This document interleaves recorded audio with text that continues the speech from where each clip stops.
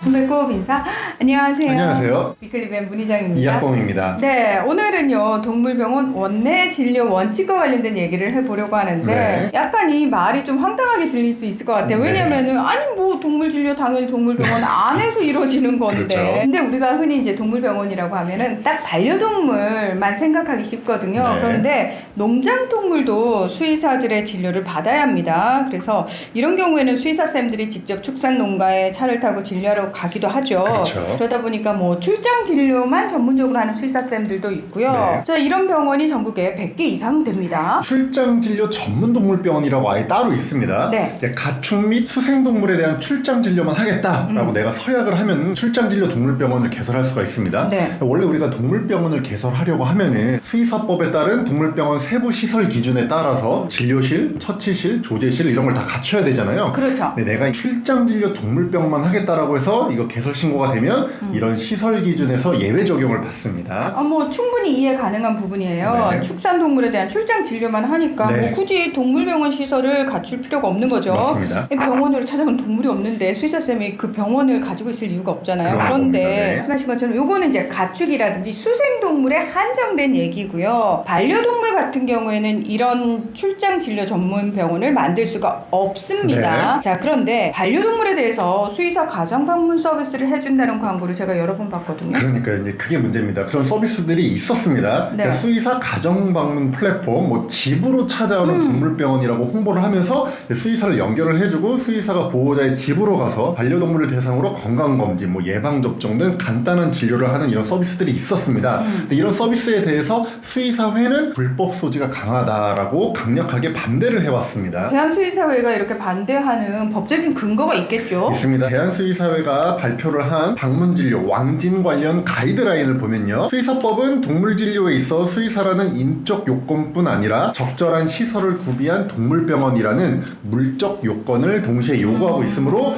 원칙적으로 동물의 진료는 동물병원 내에서 해야 한다 이렇게 규정하고 있습니다. 네. 실제 수의사법을 보면요. 동물병원을 개설하지 않고는 동물진료업을 할 수 없다라고 규정이 되어 있고요. 또 동물병원 개설자는 그 동물병원을 관리해야 할 의무가 있습니다. 또한 수의사법 시행령에도 동물병원 개설 자격이 없는 사람에게 고용되어서 동물을 진료하거나 다른 동물병원을 이용하려는 소유자를 우리 동물병원으로 유인하는 행위를 금지하고 있습니다. 자, 그러니까 동물병원을 개설하고 동물 진료업을 해야 하는 게 원칙인데 이런 가정 방문 플랫폼을 통해서 동물병원을 개설하지 않은 수의사가 왕진을 하면 일단 불법인 거고요. 그렇죠. 동물병원을 개설했다 하더라도 수의사가 출장 간 사이에 동물병원을 제대로 관리하지 못하는 것도 문제가 된다는 네. 겁니다. 그리고 이런 행위가 수의사법이 금지하고 있는 유인 행위에 해당할 수도 있는 거고요. 네, 그 가이드라인에 따르면 그렇게 되어 있습니다. 저희가 이렇게 조목조목 짚긴 했습니다만 내용이 정말 약간 이런 불명확한 부분들이 좀 있는데 그러니까 정확하게 동물병원 안에서만 진료해야 한다. 그리고 예외적으로 원외에서 진료 가능한 경우는 이런 경우들이 있다. 이렇게 규정을 해놓고 있지는 않거든요. 맞습니다. 그러니까 이것 때문에 지금 좀 혼란스러운 것 같다라는 생각이 들어요. 왜냐하면 의료법을 보면요. 네. 일부 상황을 제외하고 의료기관 내에서 의료업을 해야 한다. 이렇게 규정돼 있거든요. 맞습니다. 그런데 수의사법에는 동물병원 내에서 동물 진료업을 해야 한다. 당연한 문구가 없다라는 겁니다. 네, 수의사법에는 해당 문구가 없습니다.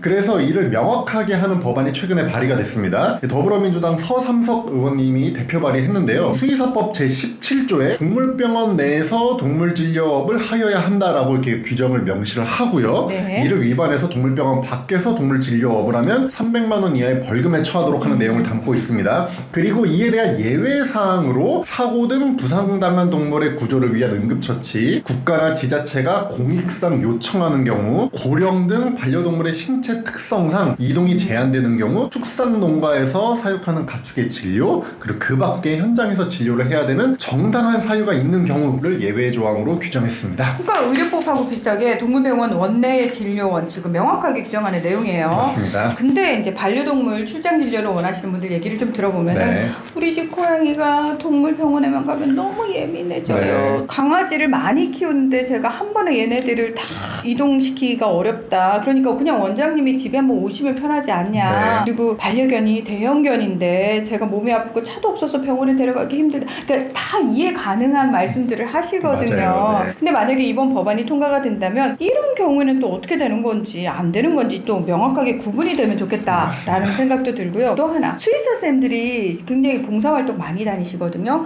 그리고 이동식 봉사 차량을 가지고 또 차를 타고 다니면서 중성화 수술을 해주기도 하고, 또 우리나라에서도 일부 단체에서는 차량에 이 수술 시설을 가지고 봉사활동 하고 있거든요. 이런 거는 어떻게 되는 거예요? 네, 그런 것은 이번 이 법안에 적용받지 않습니다. 그러니까 봉사활동에 문제가 없다는 거죠. 그리고 이동식 봉사 차량에 대한 이슈도 사실 있기는 있어요. 근데 이 법안은 동물을 진료하고 이제 돈을 받는 행위죠. 동물 진료업에만 적용되는 그런 법안입니다. 그래서 네. 봉사활동은 돈을 받고 하는 게 아니잖아요. 그래서 이번 법안과는 상관이 없다라는 말씀드리고요. 이동식 동물 봉사 차량에 대한 어떤 기준은 이 법과 별도로 따로 다뤄져야 될 것으로 보입니다. 그러니까 뭐 대충 몇 개 넣어놓고 아유 이거 이동식 동물 봉사 차량입니다라고 네. 할 수도 있는 거니까 네. 이런 또 규정도 사실 조금 세밀하게 들어갈 필요가 있을 것 같습니다. 맞습니다. 최근에 우리나라가 사실 고령화 사회가 되면서 이 재택 의료라고 해서 집으로 찾아가는 의사 선생님들 굉장히 많이 늘었거든요. 그런데 앞서서 말씀드린 것처럼 의료법에서는 반드시 병원 안에서 진료 행위가 이루어져야 된다는 게 있으니까 그 선생님들은 당연히 병원을 가지고 계시거든요. 그래서 너무 당연한 게 수의사법에서는 참 많이 빠져 있는 것들이 있는데 네. 저희가 지금이라도 그런 것들을 조금 하나하나 꼼꼼하게 좀 챙겨 넣어야 되지 않을까라는 네. 생각이 듭니다. 네.